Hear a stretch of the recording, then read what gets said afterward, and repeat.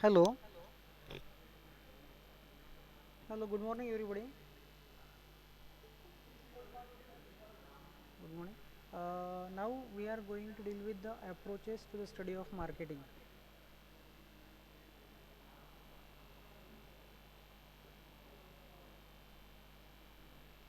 So in this commodity approach or product approach, there are different approaches for marketing. That means if you are going to study marketing, how you are going to look at marketing. Marketing पाहण्याचे दृष्टिकोन कुठले कुठले आहेत, approaches कुठले कुठले आहेत.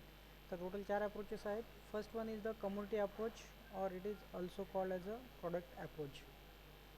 Second one, institutional approach. Third one is functional approach, and fourth, that is decision making approach. So we will deal one by one. In commodity approach, in this approach, the marketing situation is studied for the selected product from several aspects. These aspects are sources of supply, condition of supply, marketing organizations, policies, distribution networks, wholesalers, retailers, and other middlemen.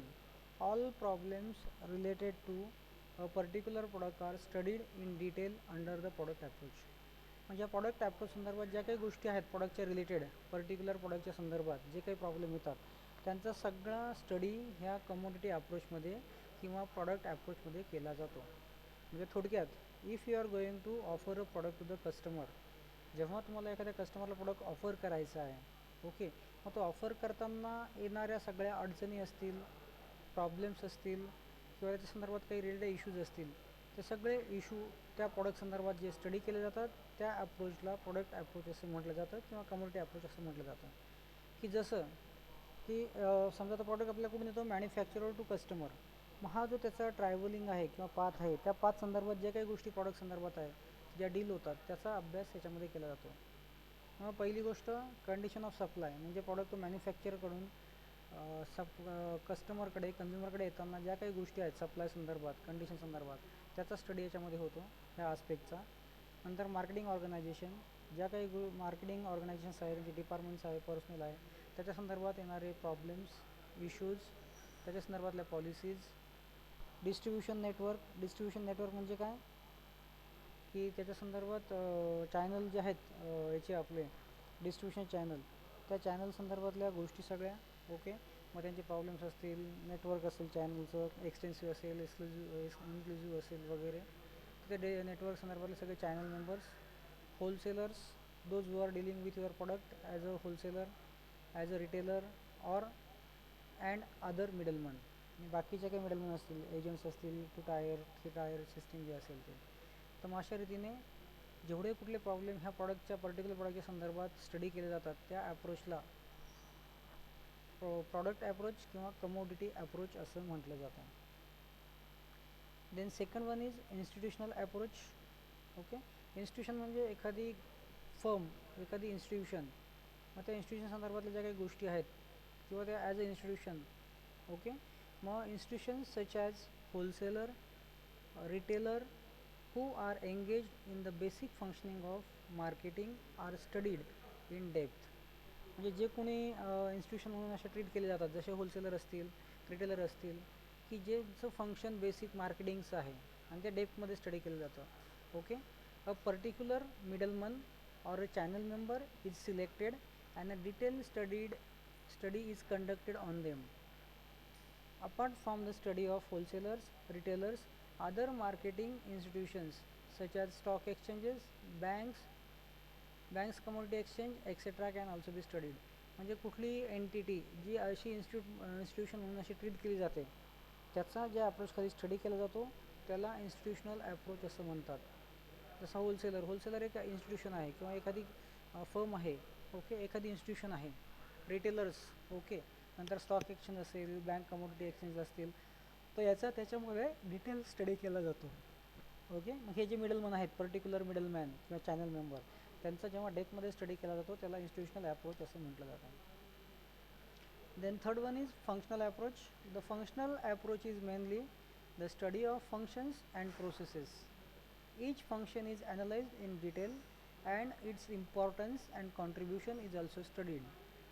With the functional approach, problems in the performance of each marketing function, such as buying, selling, financing, transportation, fund generation, dissemination of information, and many other can be studied in detail, and comprehensive solutions can be devised thereof.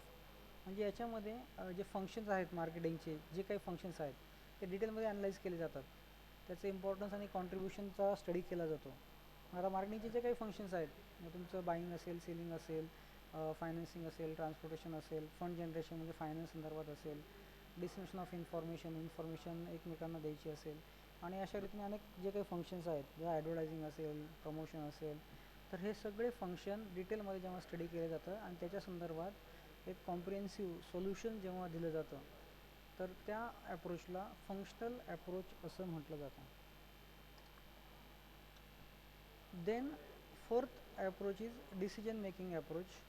Several decisions are taken at all levels of management in the organization.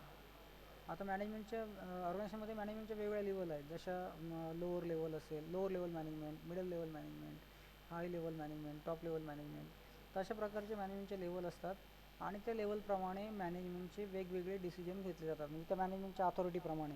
Okay, मग समजा sensitive issue असेल, महत्त्वाचे decisions असतील ते top management घेतं.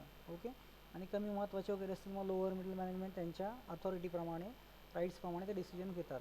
Okay, for success of any organisation or activity decision making is an important task. आता कुठल्याही फील्डमध्ये डिसिजन मेकिंग खूप महत्त्वाचं आहे, whether that is a organisation, की ऑर्गनायझेशन असू देत, फर्म असू देत, इन्स्टिट्यूशन असू देत, आपलं पर्सनल लाईफ असू देत, करिअर प्लॅनिंग संदर्भात असू देत, तर decision making is crucial part of for success, getting success. म्हणजे कुठल्याही प्रकारचं सक्सेस कुठल्याही फील्डमध्ये, कुठल्याही प्रकारच्या लाईफमध्ये घ्यायचं असेल तर डिसिजन मेकिंग खूप महत्त्वाचं आहे. If you fail to take right decision on a right time, then you are not able to get success on that scale.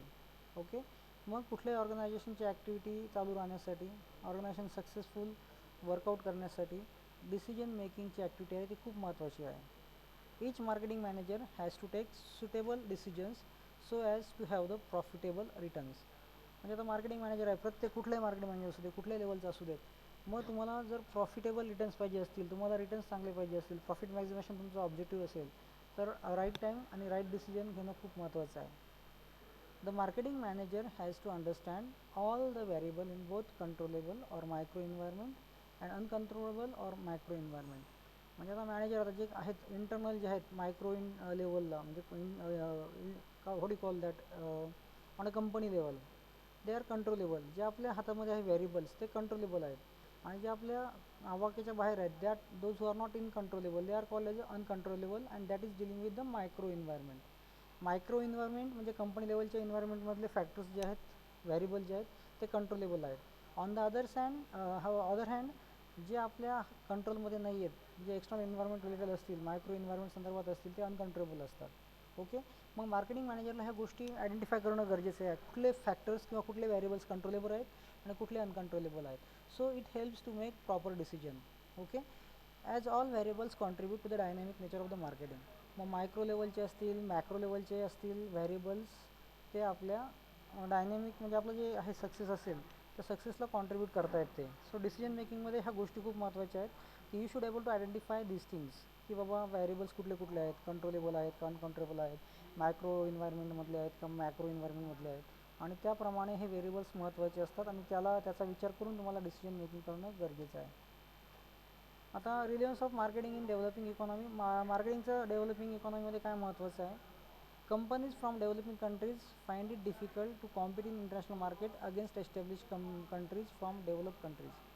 आता समजा आपल्या डेव्हलपिंग कंट्री आहे, India is a developing country, विकसनशील किंवा आहेत, आणि फॉरेन कंट्रीजमधल्या काही विकसित आहे, डेव्हलप कंट्रीज आहे. तर मग ह्या ठिकाणी आपल्यासारख्या म्हणजे डेव्हलपिंग कंट्रीमधल्या कंपनीज डेव्हलप कंट्रीमध्ये जाऊन त्यांना फाईट करणं, कॉम्पीट करणं, दॅट इज समवॉट डिफिकल्ट. म्हणजे इंटरनॅशनल मार्केटमध्ये त्यांना एंट्री करायची, ग्लोबल त्यांचा प्रेझेन्स असणार आहेत. मग भारतातल्या कंपन्या युरोपमध्ये जाऊन किंवा अमेरिकेत जाऊन, स्वित्झर्लंडमध्ये जाऊन त्यांना कॉम्पीट करणं, दॅट इज समवॉट डिफिकल्ट.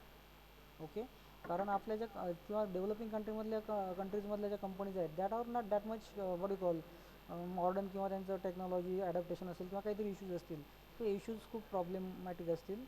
आता ते इश्यूज कुठले कुठले आहेत? The pursued quality of the goods, advance capability in research and development and distribution and marketing. आता ज्या डेव्हलपिंग कंट्रीमधल्या ज्या कंपन्या आहेत त्यांच्या संदर्भात परस्यूड क्वालिटी ऑफ गुड्स वेगळी आहे. म्हणजे आता इंडियामधल्या लोकांची क्वालिटीची कन्सेप्ट आणि फॉरेन कंट्रीजमधल्या कस्टमरची perception about quality, okay, that might be a different one. म्हणजे इंडियामध्ये जो प्रोडक्ट चालेल तो फॉरेन कंट्रीजमध्ये चालेल याची गॅरंटी नाही आहे. So issues of pursued quality of goods, that is very important. म्हणजे इंडियामध्ये ज्या प्रॉडक्टला क्वालिटेटिव्ह प्रॉडक्ट म्हटलं जातं तेच प्रॉडक्ट अमेरिकेमध्ये क्वालिटेटिव्ह असेल याची गॅरंटी नाही, किंवा लोक त्याला क्वालिटी प्रॉडक्ट म्हणतील याची गॅरंटी नाही आहे.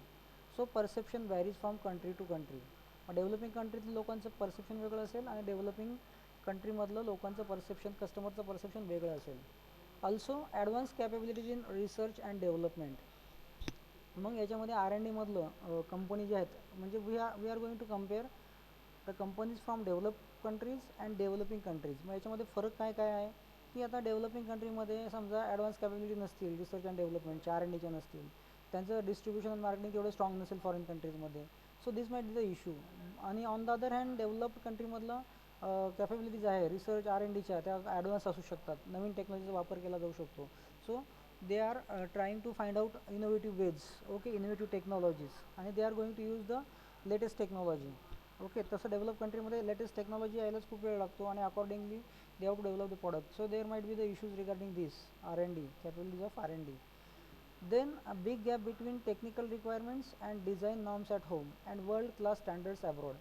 मग आता याच्यामध्ये त्यांनी अजून एक सांगितलं आहे की कंपनी ज्या कंट्रीमध्ये, लोकल कंट्रीमध्ये ऑपरेट करते त्या कंट्रीमधलं रिक्वायरमेंट, टेक्निकल नो हाऊ किंवा डिझाईनचे नॉर्म्स वेगळे असतील, आणि तीच कंपनी डेव्हलपिंग कंट्रीमधली कंपनी जेव्हा डेव्हलप कंट्रीमध्ये जाते त्यावेळेस डेव्हलप कंट्रीतील कस्टमरचं परसेप्शन वेगळं असेल, त्यांचे क्वालिटी स्टँडर्ड्स वेगळे असतील, वर्ल्ड क्लास स्टँडर्ड्स वेगळे असतील. ओके, म्हणजे टेक्निकल रिक्वायरमेंट इन इंडिया आणि टेक्निकल रिक्वायरमेंट इन अमेरिका वेगवेगळी असेल. इंडियामधल्या कस्टमरचं परसेप्शन अबाउट क्वालिटी वेगळं असेल. Then customer from the America they are having different perception about the quality, त्यांचं ओपिनियन्स व्ह्यूज वेगळे असतील. ओके, आणि त्यांचे स्टँडर्ड्स, वर्ल्ड क्लास स्टँडर्ड्स त्यांचे वेगळे असतील, जे इंडियामधले वेगळे असतील, लोकल लेवलचे वेगळे असतील. सो हा एक जो आहे डेव्हलपिंग इकॉनॉमीमधला रिलिव्हन्स मार्केटिंगचा, तो तुम्हाला स्टडी करायचा आहे. Also have the required capabilities but unaware of the company's global potential but or do not trust their own abilities to compete globally. काही ठिकाणी असं असू शकतं की तुमच्या कंपनीत, समजा एखादी कंपनी डेव्हलप कंट्रीमधली असतील, त्यांच्यात पोटेन्शियल खूप चांगलं आहे, okay, they can fight globally, त्यांचं ग्लोबल प्रेझेन्समध्ये जाऊन ते एवढं कॉम्पीट करू शकतात, परंतु त्यांना त्यांच्यात कॅपेबिलिटीज आहे किंवा पोटेन्शियल आहे हे कळतच नाही, किंवा त्यांच्यावर कॉन्फिडन्स नसतो की मी ग्लोबली जाऊन कॉम्पीट करू शकतो. तर मग हे इश्यूज आहेत relevance of marketing in developing countries. मग समजा अशा कंपन्या असतील की ज्यांचा स्वतःवर ट्रस्ट नसेल, then you have to boost that trust. Okay, त्यांच्यात कॉन्फिडन्स देऊन तुम्हाला तो ग्लोबल प्रेझेन्स त्यांचा देशात म्हणजे दाखवून देणं गरजेचं आहे की इंडियातली एखादी कंपनी आहे, टाटा आणि रिलायन्स मोठमोठ्या कंपन्या आहेत, त्या इंडियामध्ये खूप चांगल्या प्रकारे चालत आहेत. मग ते फॉरेन कंट्रीजमध्ये जाऊन देखील चांगला बिझनेस करू शकतात. They can attract, they are having that potential. मग काही ठिकाणी काय होतं, पोटेन्शियल असून देखील ते वापरलं जात नाही किंवा कंपन्या घाबरतात, अरे बाबा मी फॉरेन कंट्रीजमध्ये गेलो तर मला प्रॉफिट होईल का, मी लॉसमध्ये जाईल का. तो असे काही त्यांना फिअर्स किंवा भीतीज वगैरे असतात, त्याच्यामुळे ते ग्लोबल प्रेझेन्स किंवा ग्लोबली कॉम्पीट करत नाही, even though they are having that ability. म्हणजे एक गोष्ट लक्षात ठेवायची आहे की तुमच्या कंपनीचं स्वॉट ॲनालिसिस करायचं आहे. You have to identify the potential of your own companies, what are their abilities, and cross check whether you can compete globally. मग तुम्ही वेगवेगळ्या कंपन्यांशी इंटरनॅशनल लेवलला कॉम्पीट करू शकतात का नाही. तर ह्या गोष्टी खूप महत्त्वाच्या आहेत. Then breaking out of the marginal mindset. मग काही ठिकाणी मार्जिनल की एवढं मार्जिन पाहिजे, तेवढं मार्जिन पाहिजे, so you have to compete. मग त्या केसमध्ये तुम्हाला कॉम्प्रोमाइज करणं गरजेचं आहे. डिवायसिंग स्ट्रॅटजीज, वेगवेगळ्या प्रकारच्या स्ट्रॅटजीज वापरून तुम्हाला ग्लोबल मार्केट कॅप्चर करणं गरजेचं आहे.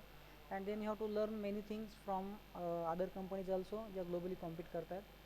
Okay, then changing profile and challenges faced by marketing manager. आता आपण नवीन एरामध्ये आहोत मार्केटिंगच्या. मार्केटिंगमध्ये कन्सेप्ट वेगवेगळ्या काळानुसार बदलत गेलेले आहेत.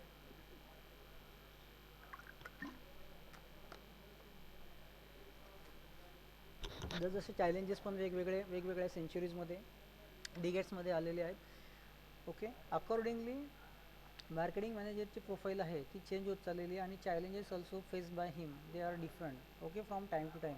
म्हणजे प्रत्येक काळाची गरज वेगळी होती, प्रत्येक काळातले प्रॉब्लेम्स वेगवेगळे आहेत, मार्केटिंगकडे पाहण्याचे अप्रोचेस वेगवेगळे आहेत. Okay, accordingly that has been modified throughout time period. जसं जसं टाईम पिरियड गेला आहे त्याच्यामध्ये चेंजेस होत गेलेत. त्याचप्रमाणे मार्केटिंग मॅनेजरची प्रोफाईल चेंज होत गेली, त्याचे चॅलेंजेस चेंज होत गेलेले आहेत. So we will see challenge number 1, inexperienced or under staff. Okay, fixing the experience gap. मग याच्यामध्ये काय पहिलं चॅलेंज की मार्केटिंग मॅनेजरला एक फेस येतो की त्यांचा जो स्टाफ आहे अंडर स्टाफ, म्हणजे त्यांना पाहिजे तेवढा स्टाफ भेटत नाही आहे. समजा त्यांची रिक्वायरमेंट 100 स्टाफची असेल पण त्यांच्याकडे 60चा स्टाफ असेल. So under staff, they are not getting required quantity, म्हणजे जेवढ्या क्वांटिटीमध्ये त्यांना स्टाफ पाहिजे तेवढा भेटत नाही आहे. ऑल्सो त्यांचं कॅरेक्टरिसाईज काय, इनएक्सपिरियन्स स्टाफ, की थोडा तो एक्सपिरियन्स नाही आहे, तेवढा एक्सपर्ट नाही आहे. मग त्याच्यामुळे त्यांना मार्केटमध्ये प्रॉब्लेम्स फेस करावे लागतात. They are not able to achieve the targets. त्याचा जर स्टाफ इनएक्सपिरियन्स असेल, अंडर स्टाफ जर असेल, तर ते त्यांचे कामं प्रॉपरली होऊ शकत नाही. They are not able to focus because they are not having that much experience. त्यांच्या तेवढे स्किल्स नसतात. ओके, मग ह्या चॅलेंजला, आता हे चॅलेंज खूप ठिकाणी आहे की कॉम्पिटिशन खूप वाढलेली आहे. कॉम्पिटिशन वाढल्यामुळे तुमचा स्टाफ पण इनस्टेबल आहे. ओके, अंडर स्टाफ की स्टाफ चेंज, म्हणजे काय म्हणतो त्याला, जॉब टर्नओव्हर रेशो खूप जास्त आहे. ह्या कंपनीत 2 महिने काम करायचं, 4 महिने, 5 महिने, 6 महिने कंपनी चेंज करायची. So they are changing their jobs frequently. तो एक प्रॉब्लेम आहे, म्हणजे inexperience, under staff and job rotation, किंवा त्यांचं जॉब टर्नओव्हर रेशो जास्त आहे. तर मग आता हे प्रॉब्लेम त्याला फेस करावे लागतात. हा एक चॅलेंज आहे. मग तो चॅलेंज आयडेंटिफाय कसा करायचा, म्हणजे किंवा तो फिक्स कसा करायचा, किंवा त्याला सोल्युशन काय द्यायचं, फिक्सिंग द एक्सपिरियन्स गॅप. मग तुम्हाला कुठल्या प्रकारचा स्टाफ पाहिजे, कोणत्या प्रकारच्या एक्सपिरियन्सचा पाहिजे, that you to identify and fix the experience gap. की मला एक 5 वर्ष एक्सपिरियन्स असणारा स्टाफ पाहिजे आहे. So you have to search accordingly. मग त्याच्या जवळपास असणारा कुठला आहे, so you have to fix that gap, experience gap, and identify the staff accordingly. मग तो स्टाफ जो असेल तुम्हाला एक्सपिरियन्स, मग तो परत तुम्हाला तो रिटेन कसा ठेवता येईल, मेंटेन कसा ठेवता येईल, that you have to look. Otherwise what will happen की तुम्ही चांगली सॅलरी देऊन एक्सपिरियन्स स्टाफ हायर केलेला आहे आणि तो एक टर्नओव्हर रेशो जास्त वाढतो की तो जॉईन झाला, 1 वर्ष सोडून गेला आहे, परत दुसरा आला आहे, त्याने 2-3 वर्ष जॉब केला, सोडून गेला. So first thing is that you have to identify the experience gap, आणि जे एक्सपिरियन्स स्टाफ असतील त्यांना रिटेन करणं, मेंटेन करणं, that is also a solution for this challenge. मग एक्सपिरियन्स आणि अंडरस्टाफ जर असेल, हा जर स्टाफ संदर्भात इश्यूज असतील, तर हे इश्यू आयडेंटिफाय करण्यासाठी you have to fix the experience gap. मग जो एक्सपिरियन्स गॅप आहे तो आयडेंटिफाय करून फिक्स करायचा आहे. त्याप्रमाणे स्टाफ रिक्रूट करायचा आहे, किंवा आहेच्या आधीच्या स्टाफला ट्रेनिंग देऊन त्यांना तेवढा एक्सपिरियन्स क्रिएट करायला लावून, तेवढा एक्सपिरियन्स देऊन you have to maintain that staff, retain that staff. Okay, so that will be the life long asset of the company. Then challenge number 2, new marketing trends. आता काय झालं, ग्लोबलायझेशनमुळे आणि नवीन टेक्नॉलॉजीमध्ये जग जवळ आलेलं आहे. ओके, ग्लोबल मार्केट खूप जवळ आलेलं आहे. त्याचप्रमाणे लोकांच्या लाईफस्टाईल देखील मोठ्या प्रमाणात चेंज होत आहेत. नवीन नवीन ट्रेंड्स वगैरे येत आहेत मार्केट ट्रेंड्समध्ये. ओके, फॅशन फॅड आपण पाहिलेलं आहे प्रॉडक्ट लाईफ सायकलमध्ये. फॅशनने फॅड अचानक येतात, अचानक जातात. मग हे एक देखील मार्केटिंग मॅनेजर पुढचं चॅलेंज आहे की बाबा नवीन मार्केट ट्रेंड्स आले, हाऊ टू फेस दॅट, ते कसे फेस करायचे, आणि त्या पिरियडमध्ये देखील कंपनीचा सेल कसा वाढेल, प्रॉफिट मॅनेजमेंट कसं होईल, हे पाहणं मार्केटिंग मॅनेजरचं काम आहे. सो याच्यामध्ये सोल्युशन काय आहे, staying ahead of inbound marketing trends. पण ते मार्केटिंगमधले जे ट्रेंड्स आहे, तर that you have to forecast. फ्युचरमध्ये ते अँटिसिपेट करून तुम्हाला त्याप्रमाणे प्रॉडक्ट कस्टमरला ऑफर करणं गरजेचं आहे. अदरवाईज तुम्ही ट्रेंड्स आयडेंटिफाय केलेच नाही, रिकग्नाइज केलेच नाही, तर you fail to modify your product, upgrade your product and offer the customer. मग तुमचे प्रॉडक्ट आउटडेटेड होतील. मग याच्यासाठी you have to stay ahead of inbound marketing trends. Challenge number 3, interpreting marketing report data. Okay, आता marketing data तुम्ही marketing survey करतायत, किंवा वेगवेगळ्या कंपन्यांकडून फीडबॅक, किंवा वेगवेगळ्या एम्प्लॉईजकडून फीडबॅकवरून डाटा कलेक्ट करतायत. तर असा डाटा जेव्हा तुम्हाला मार्केटमध्ये येतील, you have to interpret that report, that data. Okay, मग तो एक देखील चॅलेंज आहे, how to interpret that. Okay, मग तो करण्यासाठी सोल्युशन काय आहे, use marketing data to improve campaigns. आता तुम्हाला जो डाटा भेटलेला आहे त्याचं प्रॉपर इंटरप्रिटेशन करणं गरजेचं आहे. ओके, प्रॉपर प्रेझेंट करणं गरजेचं आहे. And accordingly you have to improve your marketing campaigns, किंवा जे मार्केटिंग प्रोग्राम्स आहेत तुम्हाला ते इम्प्रूव्ह करणं गरजेचं आहे. Then challenge number 4, lack of communication. lack of communication, in that marketing manager focus on three areas of strategies. मग आता याच्यामध्ये कधी कधी होतं की काम खूप वाढलेलं आहे, कम्युनिकेशन प्रॉपर होत नाही आहे, so you fail to give the guidelines to your staff. Okay, so in that case you should have focus on this communication, how to communicate with each other. मग कम्युनिकेशनचा प्रकार कुठला असेल, अपवर डाऊनवर असेल, हॉरिझॉन्टल असेल, व्हर्टिकल असेल, टू वे कम्युनिकेशन असेल, one way communication असेल, that you have to decide accordingly. Then challenge number 5, closing the sales loop. Disconnect in handing leads to the sales team, inadequate use of CRM आणि synchronization with sales regularly. तर आता कधी कधी cells close करण्यासाठी तुमचा सेल्सचा clause आहे, call आहे, तो कॉल क्लोज करणं खूप महत्त्वाचं आहे. तो क्लोज झाल्यानंतर you have to face that means you can lose your customer.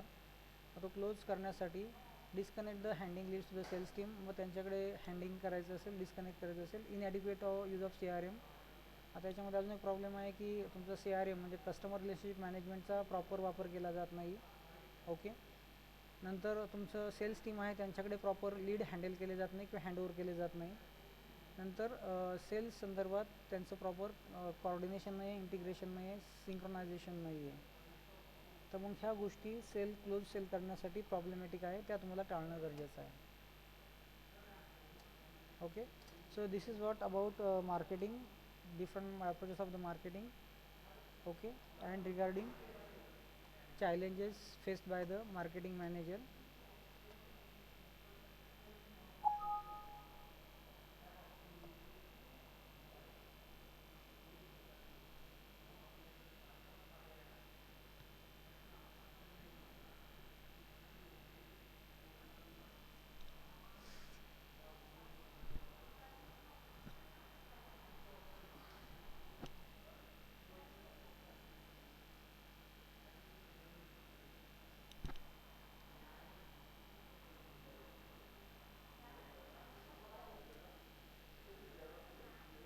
Classification of markets. आता आपण मार्केट कन्सेप्ट पाहिलेली आहे, मार्केटिंग पाहिलेलं आहे. ओके, ॲक्च्युली मार्केट म्हणजे काय, इन पास्ट किंवा ट्रॅडिशनल अशी होती की a place where buyers and sellers meet. Okay, मग ते ज्या ठिकाणी ते एकमेकांशी भेटत आहेत, बार्गेनिंग करत आहेत, निगोसिएशन करत आहेत, प्रॉडक्ट खरेदी विक्री करत आहेत, त्या फिजिकल प्लेसला मार्केट असं म्हटलं जायचं. ओके, तर त्या प्रकारे त्यांचे जे वेगवेगळे क्लासिफिकेशन आहेत किंवा जे कॅटेगरीज केलेले आहेत त्या वेगवेगळ्या बेसिसवर केलेल्या आहेत. So traditional classification of markets on the basis of area.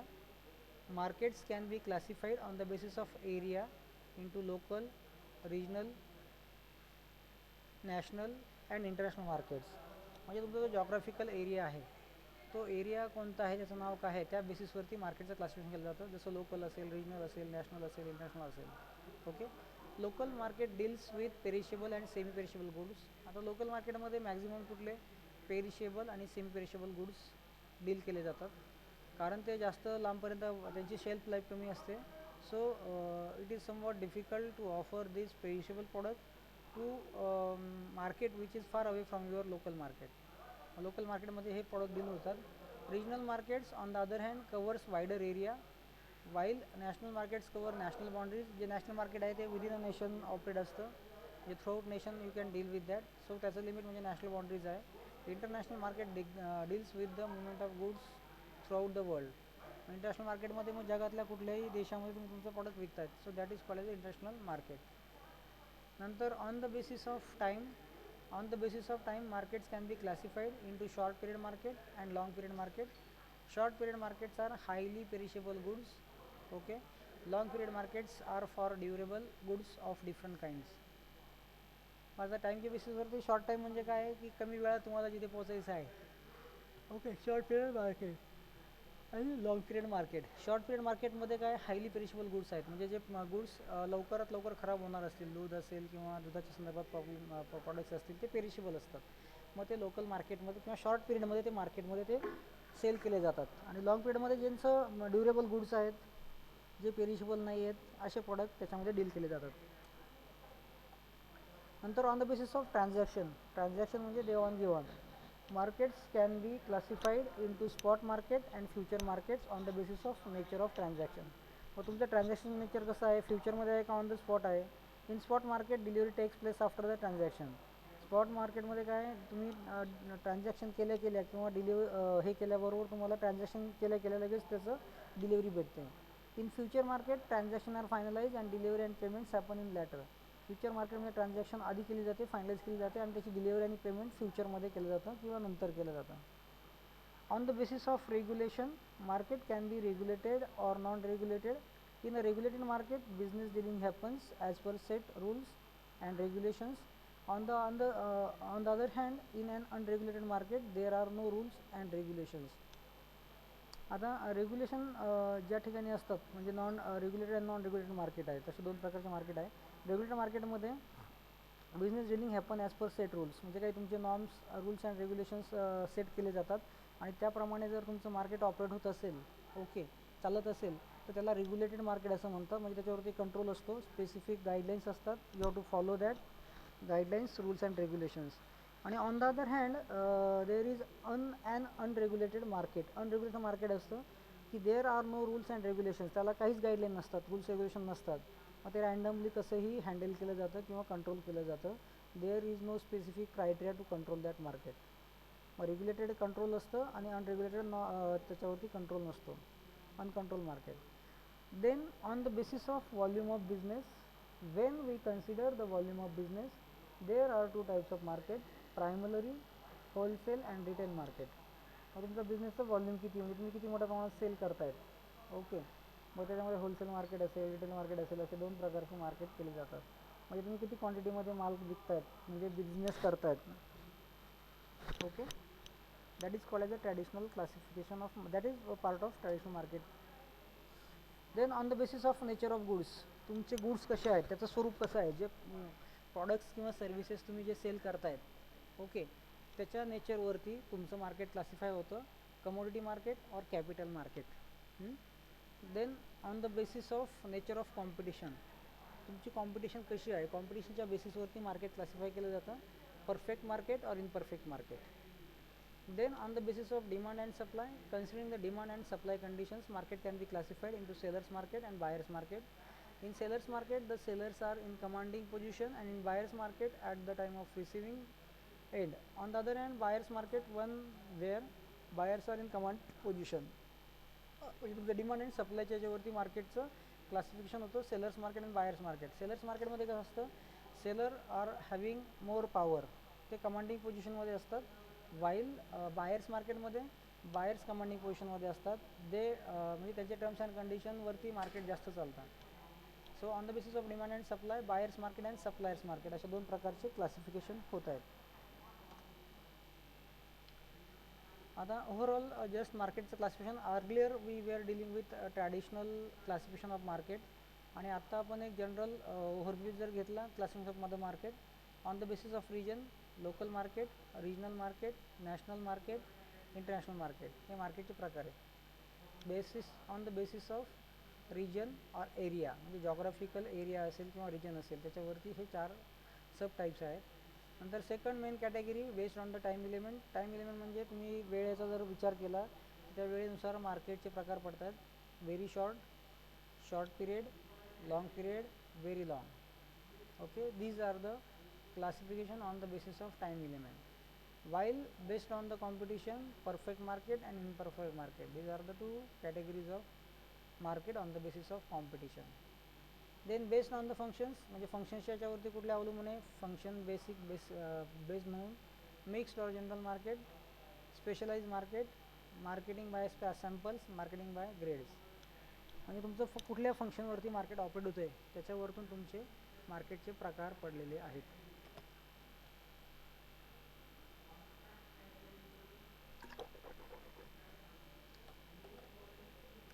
Based on nature of commodity, कमोडिटीच्या बेसवरती त्याचे मार्केटचे प्रकार, प्रॉडक्ट मार्केट, स्टॉक मार्केट आणि बुलियन मार्केट. म्हणजे तुमची कमोडिटी कुठल्या प्रकारची आहे, प्रॉडक्ट, स्टॉक आणि bullion. Then based on the legality, legal market and illegal market. तर अशा रीतीने हे 6 बेसिस आहेत, 6 बेसिसवरती मार्केटचं फर्दर क्लासिफिकेशन केलेलं आहे. लोकल मार्केट म्हणजे आता एरिया आणि रिजनच्या बेसिसवरती. लोकल मार्केटमध्ये काय, where buyers and sellers are limited to an area or region, then market is called as a local market. Local area जे ऑपरेट करतात लोकल मार्केट म्हणतात. रिजनल एरिया वाईज जे market आहे कॉन्सन्ट्रेट टू सर्टन एरिया, म्हणजे काही buyers आणि sellers असेल ते स्पेसिफिक मार्केटमध्ये कॉन्सन्ट्रेट करून सर्टन एरियामध्ये वर्कआउट करतायत. Okay, the area is wide then local market. तो लोकल मार्केटपेक्षा जास्त वाईड असतो, मोठ्या प्रमाणात असतो. That is a regional market. समजा लोकल मार्केट माझं कुठलं आहे, नगरमधलं, नगर सिटीमधलं आहे. पण आता रिजनल मार्केट जर म्हटलं तर Ahmednagar district, that is a regional market, पूर्ण नगर जिल्ह्यात. जेव्हा मी स्पेसिफिक नगर सिटीमध्येच काम करतो आहे, that is a local market. जेव्हा मी पूर्ण नगर जिल्हा असेल किंवा 2-3 जिल्हे असतील, that is a regional market. National market, Wien the demand of commodity is limited the boundary of the country. जेव्हा तुमचं प्रोडक्ट फक्त त्या देशाच्या बाउंड्रीजमध्येच वर्कआउट होते किंवा त्याला डिमांड आहे, then it is called as a national market. So market of Gandhi cap, Nehru cap. बाहेर कंट्रीमध्ये ह्या कॅपला इम्पॉर्टन्स नाही आहे, फक्त इंडियामध्येच आहे. Then international market, when demand of a commodity crosses the boundary of country. जेव्हा कधी तुमचं कमोडिटी तुमच्या नेशन्सच्या कंट्रीच्या बाउंड्री क्रॉस करतात, त्याला इंटरनॅशनल मार्केट असं म्हणतात. मग ते बाय हुक और क्रूक असेल किंवा कसंही असेल. So international market on the basis of period, time element, very short, short period, long period आणि very long. Supply of good is, जेव्हा शॉर्ट पिरियडमध्ये, व्हेरी शॉर्टमध्ये supply of goods is limited, cannot increase the supply, demand determines the price of such commodity. म्हणजे तुमच्या गुडचा supply limited आहे, very short आहे, specific quantities आहे आणि तुमचा सप्लाय फर्दर इन्क्रीज होऊ शकत नाही, आहे तेवढाच आहे तेवढेच प्रॉडक्ट आहे. मग त्यावेळेस तुमची डिमांड ह्या प्रॉडक्टची प्राईस ठरवते, ह्या कमोडिटीची प्राईस ठरवते. Then short period, production can be increase, demand plays an important role in the price determination. Short पिरियडमध्ये काय आहे की जसं आपण पाहिलं आहे, पेरिशेबल प्रोडक्ट्स असतील ते शॉर्ट पिरियडसाठी असतात. मग प्रोडक्शन इन्क्रीज करून डिमांड इम्पॉर्टंट रोल प्ले करते for the sake of deciding price, determining price. Long period, supply can be adjusted to the quantity demanded. Supply plays an important role in the price dictator, also called as a normal price. मग long पिरियडसाठी जर product असतील तर तुमचा क्वांटिटीप्रमाणे तुम्ही production करतायत, supply करतायत आणि त्या सप्लायमध्ये सप्लायचा रोल खूप महत्त्वाचा आहे. जर तो वेळेवरती सप्लाय झाला नाही तर you can lose your customer. Very long both demand and supply have can be change. जेव्हा कधी लॉंग पिरियड असेल तर त्याच्यामध्ये डिप्लाय आणि समान सप्लाय चेंज होऊ शकतात.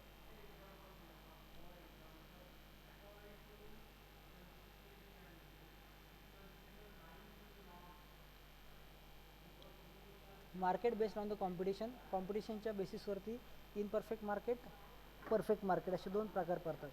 Perfect market where there is a homogeneous products, free entry and exist from the market of the firm, perfect knowledge of the market condition and perfect mobility of the factors of the production. जेव्हा सगळ्या condition perfect असतील, नॉलेजबद्दल म्हणजे मार्केटबद्दलच्या कंडिशनचं knowledge perfect असेल, perfect mobility of factors of production असतील तर that is free entry, free exist, कोणी या आणि होमोजिनियस प्रोडक्ट असतील तर that is called as a perfect market.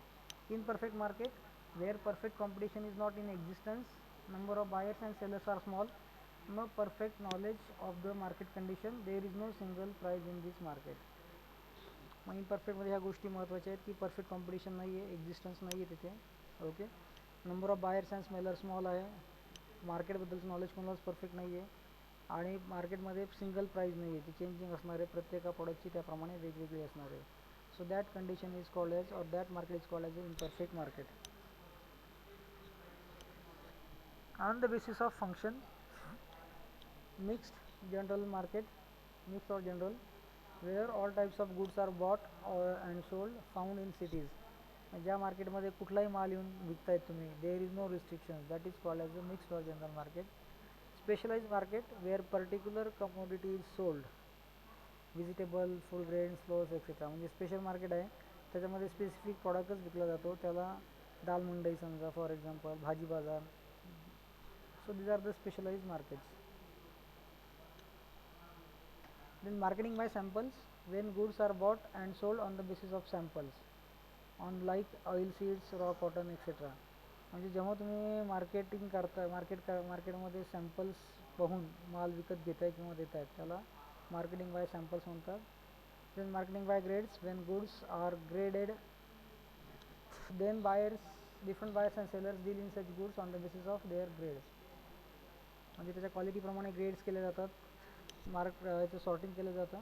Okay, as per their requirement आणि त्याप्रमाणे माल खरेदी विक्री केला जातो. On the basis of nature of commodity, product market, where particular product is bought and sold. Example, agriculture product sold in agriculture market, कृषी मंडी. म्हणजे आता प्रॉडक्टचं मार्केट, त्या प्रॉडक्टच्या बेसिसवरती किंवा त्या पर्टिक्युलर प्रॉडक्ट जिथे खरेदी विक्री केला जातो त्या प्रॉडक्टला, त्या मार्केटला प्रॉडक्ट मार्केट असं म्हणतात. जसं agriculture product sold in the agri market, जसं कृषी मंडी असेल, मार्केट यार्ड असेल, बाजार समिती असेल, किंवा असे काही जे प्रॉडक्टचे मार्केट असतील त्या स्पेसिफिक प्रॉडक्टवरती ना असतात. कापड बाजार, ओके, नंतर धान्य बाजार. So these are the different product markets on the basis of that particular product. जिथे तो प्रॉडक्ट स्पेसिफिक्स विकत घेतला जातो आणि विकला जातो त्याला प्रॉडक्ट मार्केट असं म्हणतात. Stock market, market where stock and shares, bond, securities, debentures etcetera are bought and sold. Stock मार्केटमध्ये मग स्टॉक रिलेटेड सगळे काम होतात. तुमचे स्टॉक्स अँड शेअर्स असतात, बॉन्ड्स असतात, सिक्युरिटीज असतात, डिबेंचर असतात. Okay, so that market is called as a stock market. That is a commodity actually. Then bullion market, market where silver and gold are bought and sold. In this market metallic trading takes place. different metals जेव्हा खरेदी विक्री केली जाते त्याला Boolean market असं म्हटलं जातं. सोनं चांदी यांची खरेदी विक्री केली जाते. Then market based on the legality, तुमचे लिगल काही कन्सेंट्स वगैरे असतील, म्हणजे illegal market, legal market. Legal market where legal transactions of the goods and services take place, recognize by the government, also called as a fair market. म्हणजे या ठिकाणी legal transaction होत आहेत गुड्सच्या. ओके, म्हणजे गव्हर्नमेंटच्या नॉर्म्सप्रमाणे असतील, काही तुम्हाला रूल्स अँड रेग्युलेशन असतील, म्हणजे फॉर एक्झाम्पल GST वगैरे असेल, ज्या ठिकाणी 2 नंबर होणार नाही, म्हणजे पूर्ण white collar business. So that market is called as a legal market. On the other end illegal market where high prices are charged, what have been fixed by the government happens when the supply is short. Business earn profits by the indulging in black market, smuggling. हाँगकाँग market is an illegal market. Ulhasnagar वगैरे असे markets आहेत. मग त्या ठिकाणी काय होतं की गव्हर्नमेंटने नॉर्म्स धरून दिलेले आहेत, प्राईस काही फिक्स केलेले आहेत की बाबा तुम्हाला ह्याच रेटने मार्केटमध्ये विकायचं आहे. पण जेव्हा कधी मार्केटमध्ये शॉर्टेज असतं किंवा ब्लॅकमध्ये जेव्हा माल विकला जातो त्यावेळेस त्या प्राइजेस फॉलो केल्या जात नाही. सिलिंग प्राइजेस असतात किंवा ज्या ऑनगोईंग प्राइजेस आहेत त्या प्राइजेसवरती जेव्हा माल विकला जात नाही त्याच्यापेक्षा जास्त प्राइजेस चार्ज केल्या जातात, त्याला इनलिगल मार्केट असं म्हणतात. मग त्याच्यामध्ये याच्यामध्ये प्रॉफिट बिझनेसमध्ये जास्त कशा अर्न केला जातो की बाय ब्लॅक मार्केटिंग, स्मगलिंग करून वगैरे. त्याला ऑथराईज मान्यता नसते, गव्हर्नमेंटचं अप्रुव्हल नसतं. So that is called as a illegal market. Okay, so this is about the classification of the markets. Okay, that was the extra part of from our side. Okay, अजून कोणाला काही बोलायचं आहे का? Presentation वगैरे द्यायचं आहे का कोणाला?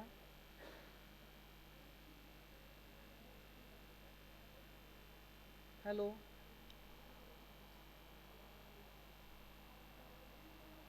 सगळ्यांनी एकदा स्क्रीन ऑन करा बरं. I want to see the spaces.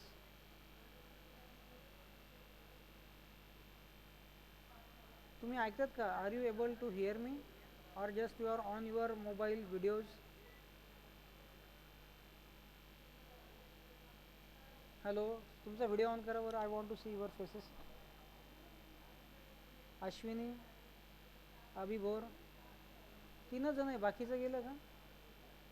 आत्ता एक जण कोणतरी होत आहे. हॅलो,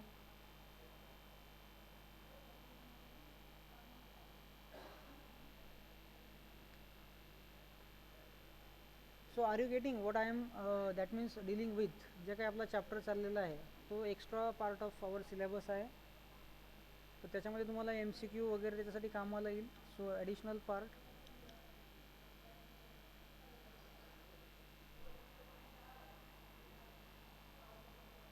हॅलो, फक्त नेहाच एकटी जागेवर आहे, बाकी कोणीच नाही. I think so.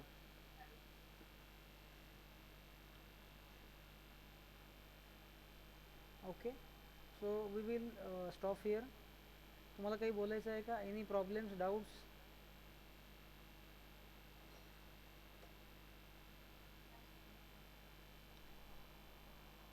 Hello,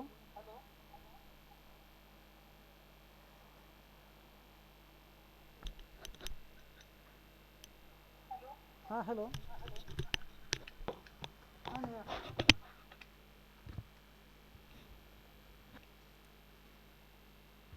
hello.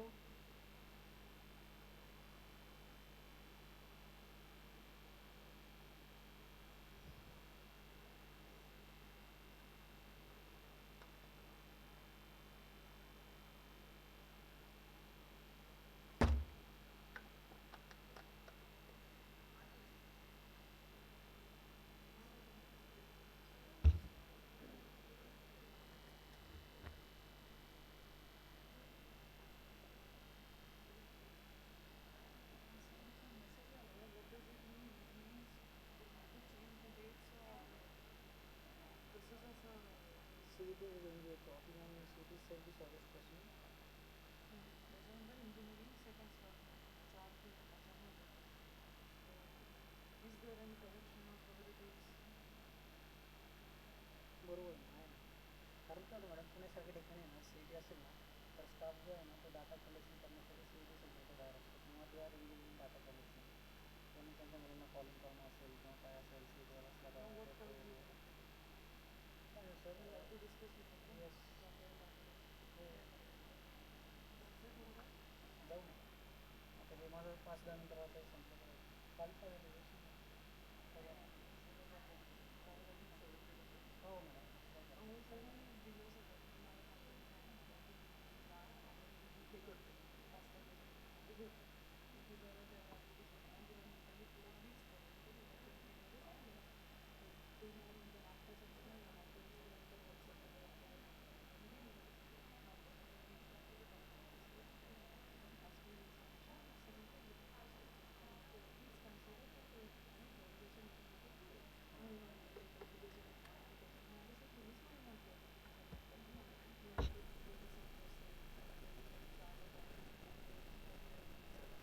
पण सर जसं रेक्टिफायर ते आपल्याला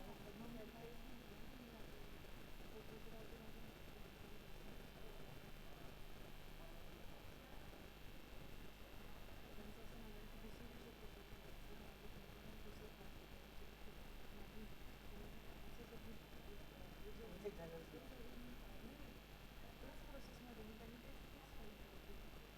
हो बरोबर ना, मी तेच म्हणा रिजेक्ट झालं पण त्यांचं.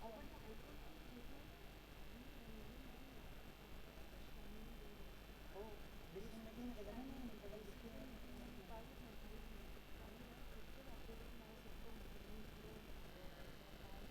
तो फक्त ऑनलाईन भेटतो आम्ही त्याच्या केबिनमध्ये गेलो की दुसऱ्या मिनिटाला फुल ऑनलाईन फुल ऑनलाईन फुल सपोर्ट असं त्याचं नाही. काहीच मग होतं त्याला असं म्हणू ना मॅडम की माझ्या पहिल्या प्रपोजलचं मला रिमार्क द्या काय झालं. डिपार्टमेंट सोडतो नाही ते पण आपलं कॉन्टॅक्ट करणार असतं.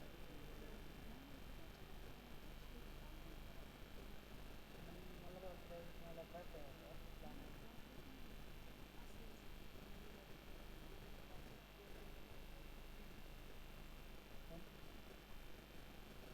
पण तुम्ही ह्या कॉलेजचे म्हणून रेटिंग करत नाही. हां. तरी पण आपण मॅडम काहीतरी बीज घ्यायचं ना पण.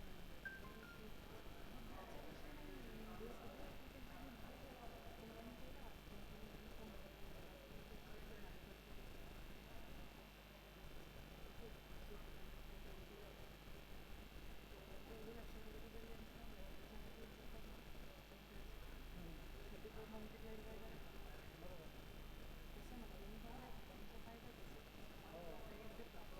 माझा फायदा असेल हां त्यांचं भेटतं ॲडिशनल रेव्हेन्यू असं. माझ्या वेळेस या लोकांना जे नव्हते त्या आदिवासी एवढा लोकल नाही झालेले एकच जण होता मग दुसरा वाटला तो पण त्यांच्याने असणार आणि नंतर 2-3 जण वाढले जो बेपक 10 सीट वाटतात किंवा 12 सीट वाटतात बरोबर. 4 जण 3 जण होतात हे सगळं त्याच्यामध्ये किती येतं काम.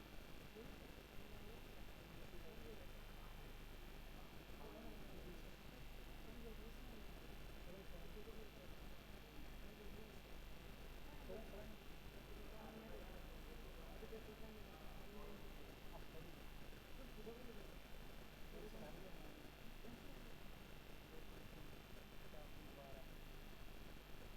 त्या 12 जरी म्हटलं 8 होतं 8 मिनटं 8 जरी म्हटलं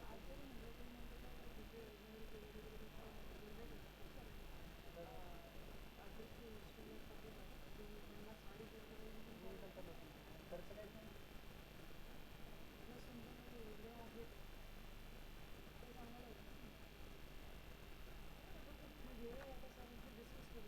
आणि तुम्ही आता येताना काय बसने चालत का. उशीर झाला. तेच म्हटलं मागच्या वेळेस म्हटलं कारण कसं काळजी घेणं गरजेचं काही सांगता येत नाही. हात जिथे आपण ठेवतो मी एकटेच बसले होते मी अशी बसले ना मी तर म्हणलं होतं हँडग्लोव्ज घालून घ्या. ते माझ्या नाही मी हाताला पण मारलं बॅगला पण मारला पूर्ण सीट हँडल सगळं सगळं ते एका दिवसात मागच्या सुद्धा मारलं. आमच्या वेळेस नव्हतं. मागच्या वेळेस फक्त हातावरच मारत होते पण यावेळेस बसायच्या आधी दोन्ही वेळेला फुल मागे पुढे चाललं. मग काय. आणि माहिती का हां आले मी 5:30 पाऊण वाजता वैताग असेल मग रात्री होतं ते आपलं नाही विचारलं ना अकाउंट. मग काय. मी माझं मला ते मेसेजचे केले कशाला उशीर करायची नाही म्हणायचंच होतं तुला तर तुम्हाला कशाला सांगितलं बोलवलं मी नंतर कशाला सबमिट केलं असतं हो. कोणाला तरी बाय हँड पाठवलं असतं नाही असं तर मग क्लेम बद्दल बोलायला चान्स झाला की नसतं झालं ते तो परत नाही म्हटलं तुम्ही आलाच नाही मॅडम सबमिट केलं नाही असं झालं असतं. आणि मी असं पण केलं असं पण केलं एक झालं त्याचं पप्पांना तिच्या पप्पांनी सांगितलं. बोलू द्या म्हणून मी तुम्हाला म्हणायचं सरेंडर करून टाका काय आणि जास्त बोलताना व्यवस्थित बोलला नाही का असं नाही व्यवस्थित तर बोलते वाटलं नाही असं निगेटिव्ह वगैरे. नाही तसं काहीच नव्हतं पण मी तुम्हाला सांगू ही एक ग्रुप तर नक्की मला दोन विजिट झाले लक्षात शोकेस मागची विजिट जी झाली ना तेव्हा माझ्यासोबत मीडियम लेवलचे ते कबड्डी करायचे एक सर होते ते त्यांचं सुपरवायझर ते ते आत गेले आणि एका मिनिटात बाहेर आले मला म्हणतात मला काहीच कामाचं नाही आहे मी छोटीच होते ना आणि मी तुम्हाला नाही का म्हणले ते मॅडम म्हणले की ईटीचा हां ईटीच्या ह्याच्यासाठी तर सेकंड इयर शिफ्ट झाला आहे बाहेर ते सर मला भेटले मी बघा मला तर किती वाटतं मॅडम आहे कसं मी सुखी होतं काय असं वाटतं मला. काय होतं डोक्याला तर पी ई डी करून परत पुढे फ्युचर काय आहे काय नाही आणि मला तर ॲक्च्युली